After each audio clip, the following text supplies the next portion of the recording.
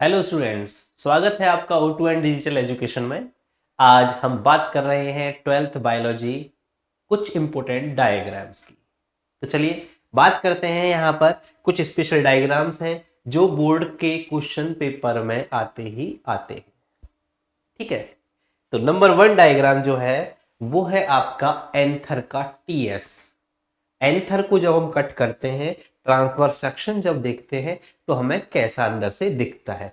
Labelling के लिए भी आता है और बनाने के लिए भी आता है।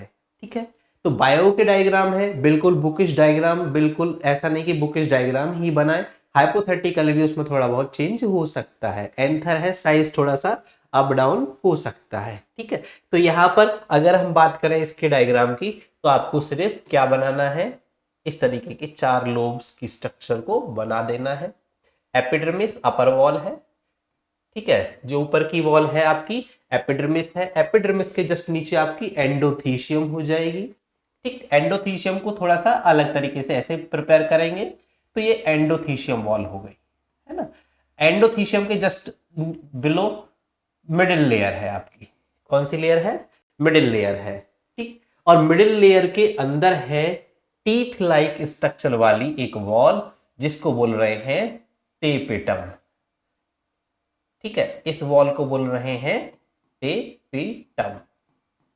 ये टेपिटम वॉल है जो न्यूट्रिशन प्रोवाइड करती है। तो यहां से क्वेश्चन भी अराइज हो जाता है कि which wall play important role in nutrition और डाइजेशन ऑफ एंथर। तो आप लिख सकते हैं टेपिटम वॉल। ठीक, बीच में आपकी स्पोरोडिजिनस टिश्यू है जो कि 2n है, फिर वो मियोसिस के बाद n हो जाते हैं, हैप्लॉइड हो जाते हैं। तो students, this is important topic. Female part की अगर हम बात करें तो ओव्यूल या एंडोस्पर्म, ओव्यूल या एंडोस्पर्म पूछा जा सकता है कि जो ओव्यूल है या फिर एंडोस्पर्म का डायग्राम है तो वो किस तरीके से बनाना है। वेरी इजी डायग्राम है आपका। मेगा स्पोरोजेनेसिस है, ओव्यूल का फॉर्मेशन है। चाहे तो आप एंडोस्पर्म को बना सकते हैं। ठीक, एंडोस्पर्म है, अकेला पूछा है तो एंडोस्पर्म बना दीजिएगा जिसके अंदर सिनर्जिड्स हैं, एग सेल है, सेंट्रल सेल है, एंटीपोडल सेल है, filiform apparatus for the guidance of pollen tube. तो फाइनली अगर पूछा जाए ओव्यूल बनाओ तो आप इस तरीके से एक्स्ट्रा ऊपर से कवरिंग के साथ ओव्यूल भी ड्रॉ कर सकते हैं, एनाट्रोपस ओव्यूल। ठीक, after fertilization zygote will form. यहां पर ये एक और स्ट्रक्चर है वो एंडोस्पर्म बनाएगी। 3n स्ट्रक्चर है, ये याद रखेंगे। यहां पर एक स्ट्रक्चर है वो 2n स्ट्रक्चर बनाएगी। तो ये जो फ्यूजन है ये डबल फर्टिलाइजेशन हो जाता है। Fertilization at 2 site, double fertilization है। क्लियर हो गया बच्चों? आसान है, लेकिन due to practice, lack of practice ये टफ लगेगा, है ना। प्रैक्टिस के साथ में ये अच्छा हो जाएगा, इजी हो जाएगा। नेक्स्ट देख लीजिएगा, सीड फॉर्मेशन है। इस सीड की स्ट्रक्चर लेबलिंग के लिए पूछी जाती है कभी कभी, है ना। लेबलिंग तो कोलियोराइजा है जहां पर रूट सेफ है, root covering, radicle, future root. Plumule है, फ्यूचर स्टेम, इसकी कवरिंग है कोलियोटाइप। और स्कूटेलम वो बॉडी है जिसके अंदर ये सारी चीजें फिट है। ठीक है, स्कूटेलम क्या, एक फ्रेम है जिसके अंदर रेडिकल और प्लीम्यूल दोनों क्या है, फिट है with coleoptile and coleorhiza covering के साथ में। ठीक, क्लियर हो गया। Endosperm you know very well, provide nutrition. Endosperm और एम्ब्रियोसैक, एंडोस्पर्म और एम्ब्रियोसैक में भी डिफरेंस हमें पता होना चाहिए। एंडोस्पर्म है provide nutrition and embryo sac female gametophyte. Pericarp upper layer है। आई थिंक नो प्रॉब्लम, इसका डायग्राम भी आना चाहिए। ठीक है, नेक्स्ट है सेमिनिफेरस ट्यूब्यूल। जो लोब्यूल्स होते हैं, लोब्यूल्स के अंदर सेमिनिफेरस ट्यूब्यूल्स होते हैं वेयर स्पर्मेटोजेनेसिस अकर। स्पर्मेटोजेनेसिस पूछा जाता है कि स्पर्मेटोजेनेसिस क्या है। तो स्पर्मेटोजेनेसिस जो है आपका फॉर्मेशन ऑफ स्पर्म है। स्पर्मेटोजेनेसिस क्या है? फॉर्मेशन ऑफ स्पर्म्स है कि किस तरीके से स्पर्म फॉर्म हो रहे हैं। तो ये सेमिनिफेरस ट्यूब्यूल है। सेमिनिफेरस ट्यूब्यूल के अंदर इंटरस्टिशियल सेल और लीडिंग सेल भी जिनको कह रहे हैं हार्मोनल एंड्रोजन्स के लिए रेस्पॉन्सिबल रहते हैं। स्पर्मेटोगोनिया प्रोड्यूस स्पर्मेटोसाइट, ठीक है, and finally spermatozoa. Sertoli cell provide nutrition, ठीक है, सर्टोली सेल क्या है, न्यूट्रिशन प्रोवाइड करने के लिए रहते हैं। इन जो हेड है वो यहाँ पे क्या रहते हैं, इनसाइड सर्टोली सेल एम्बेडेड रहते हैं। This is very simple diagram. Plant cell जैसे देखते थे तो प्लांट सेल की तरह हम इस डायग्राम को भी इजीली बना भी सकते हैं, ठीक। अगर पूछा भी जाए तो जैसे प्लांट सेल को ड्रॉ करते थे लाइक दिस, कई सारे प्लांट सेल है ना, तो एक यहाँ पर भी है ना, एक यहाँ है, ऐसे ऐसे वी कैन ड्रॉ। तो ये जो स्पेस बीच में है इंटरस्टिशियल स्पेस हो गया, ठीक। यहां पर हमारे स्पर्मेटोसाइट स्पर्मेटोगोनिया, ठीक, और इनसाइड सेंटर स्पर्मेटोजोआ, है ना, यहां पर सर्टोली सेल। इस तरीके से इसको इजीली प्रिपेयर डायग्राम को कर सकते हैं with Leydig cells. Interstitial cell अंदर नेम इज लीडिंग सेल्स, ठीक। तो ये यहां पर इस तरीके से हम इस डायग्राम को ड्रॉ करेंगे इजीली, ठीक। ये each structure is seminiferous tubule, her structure क्या है हमारी, सेमिनिफेरस ट्यूब्यूल है। ओके स्टूडेंट्स, इंपॉर्टेंट डायग्राम है और आता है। और यहां से स्पर्म फॉर्मेशन होने के बाद जो पथ है, स्पर्म का जो पथ है वो भी हमें तैयार रखना है, याद रखना है कि यहां से स्पर्म्स किधर जाते हैं। सेमिनिफेरस ट्यूब्यूल से जो पथ है स्पर्म का वो है ये seminiferous tubule to rete testis to vas efferentia then इपिडिडाइमस then वास इफ्रेंशिया देन इजैकुलेटे। तो वास इफ्रेंशिया एंड वास वास डिफरेंशिया एंड वास इफ्रेंशिया में बच्चे कंफ्यूज होते हैं, तो ये करेक्ट देख लीजिएगा, ठीक है। और वन मोर थिंग, ब्लास्टोसिस्ट का डायग्राम और यहां पर इंपॉर्टेंट है। ब्लास्टोसिस्ट का डायग्राम अपर लेयर है, यहां पर ट्रोफोब्लास्ट, ठीक है, ये और डायग्राम है जो कि इंपॉर्टेंट है। ओके स्टूडेंट्स, नेक्स्ट है large enlarge view of spermatogonia interstitial cell, है ना।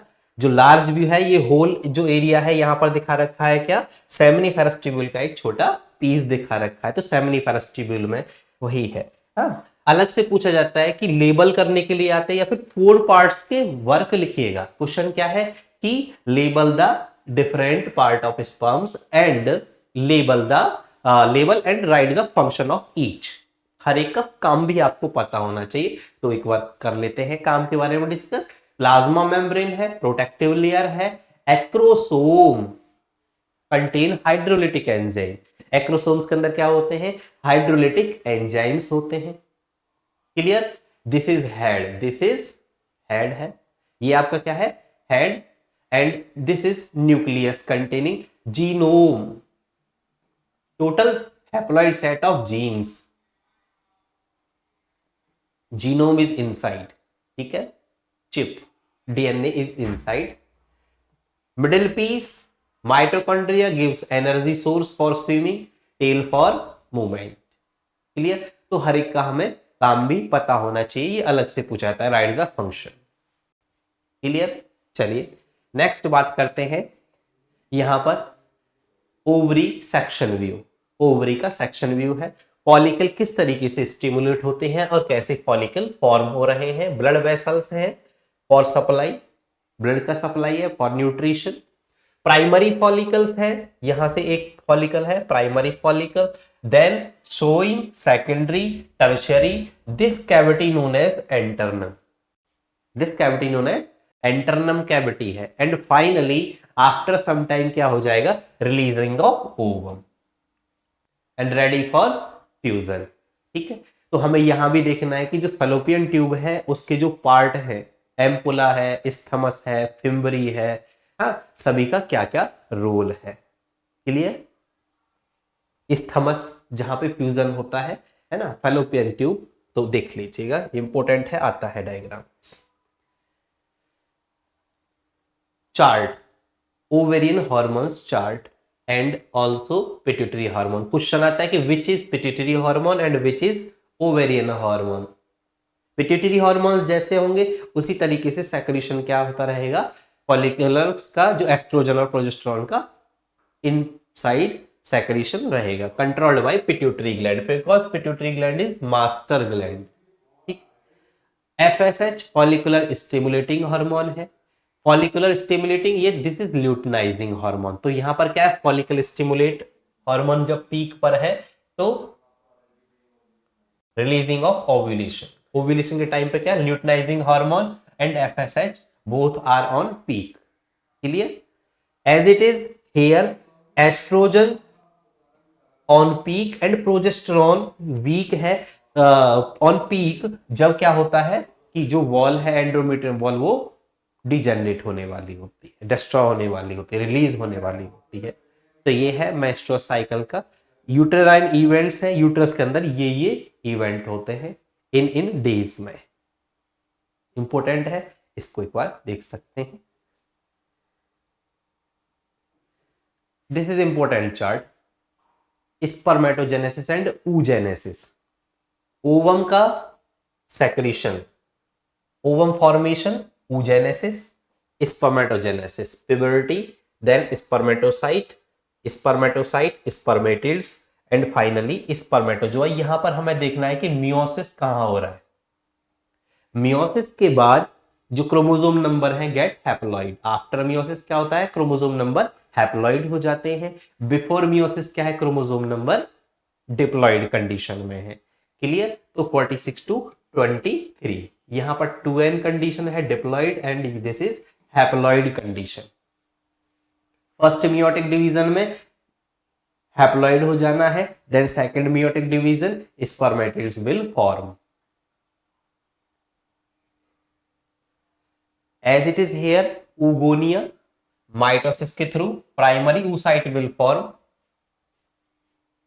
फर्स्ट मियोटिक डिवीजन कंप्लीट होने के बाद सेकेंडरी oocyte बनता है and ovum will form, ovum हो जाता है।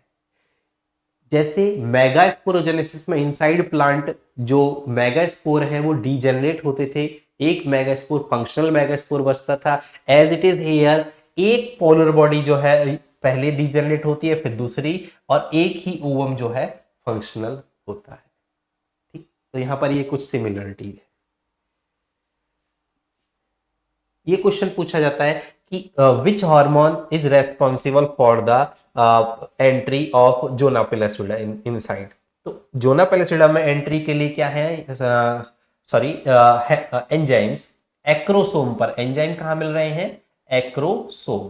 ठीक। एक्रोसोम में हाइड्रोलिटिक एंजाइम्स है जो क्या करते हैं, वॉल का क्लीवेज करते हैं एंड फाइनली गैमीट एंटर और genome will enter and zygote will form. These cells of corona radiata, ठीक है, perivitline space, zona pellucida outermost, it will allow only one sperm। ठीक है, एक स्पर्म एंट्री के बाद it will hard। ठीक। तो these are important diagrams from unit 1 12th और इनमें से एग्जाम में मिलता ही है। Thank you for watching. Okay, students.